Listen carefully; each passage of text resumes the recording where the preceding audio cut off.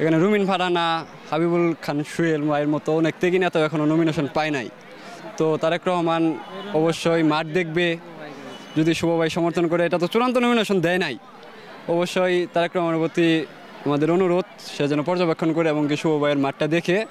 অবশ্যই শুভ ভাইয়ের জনপ্রিয়তা অনেক বেশি। আমি যেহেতু একজন তরুণ, আগামী দিনে আমার প্রথম ভোট আমি তরুণকেই দেব।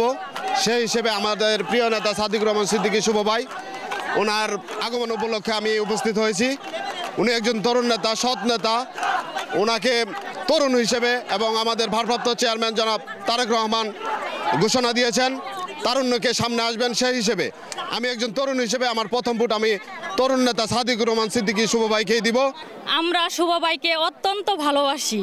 শুভ ভাই একজন ভালো লোক, যোগ্যতা লোক। সে মেলান্দ মাদারগঞ্জে জনগণের পাশে থাকে, মসজিদ মাদ্রাসায় এবং কি অন্য অন্য গরিব দুঃখী মানুষের পাশে থাকে। কিছুদিন তরুণদেরকে মাঠে ময়দানে কাজ করার জন্য বলেছিলেন, কিন্তু এখন রাজনৈতিক কৌশলগত কারণে উনি মুরব্বীদেরকে শ্রদ্ধা করার জন্য উনি আরেকটা কৌশল অবলম্বন করেছেন। এবং আলটিমেটলি আমরা জানবো যে বর্তমান বিশ্বটা তারুণ্য নির্ভর, এবং আমরা আশা করি যে তারুণ্য একটা প্রমাণ আলটিমেটলি পেয়ে যাবো ইনশাল্লাহ।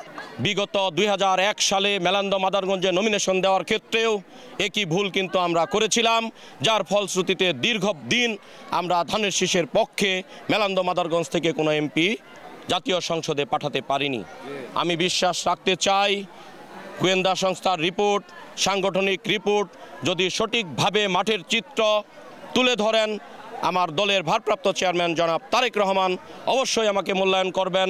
আমি যেহেতু একজন জুলাই যোদ্ধা হিসেবে শেষ পর্যন্ত দলের সাথে ছিলাম, আন্দোলন সংগ্রামে ছিলাম, মামলা খেয়েছি, ছাত্র জনতার আন্দোলনে অংশগ্রহণ করেছি জীবনকে বাজি রেখে।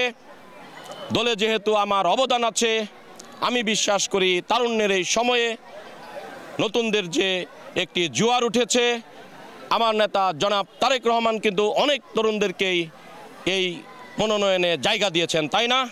উনি যাদেরকে ব্যক্তিগতভাবে চিনতেন তাদেরকে কিন্তু উনি মনোনয়ন দিয়েছেন।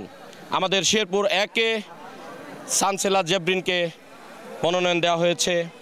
আমাদের ছাত্র দলের সাবেক ছাত্র নেতা, আমাদের খুলনার সেই রৌনক ইসলাম শ্রাবণকে মনোনয়ন দেওয়া হয়েছে। আমাদের যুবদলের নেতা নুরুল ইসলাম নয়ন ভাইকে মনোনয়ন দেওয়া হয়েছে। হুম্মাম কাদেরকে মনোনয়ন দেওয়া হয়েছে। উনি হয়তো ব্যক্তিগতভাবে আমাকে চিনতেন না,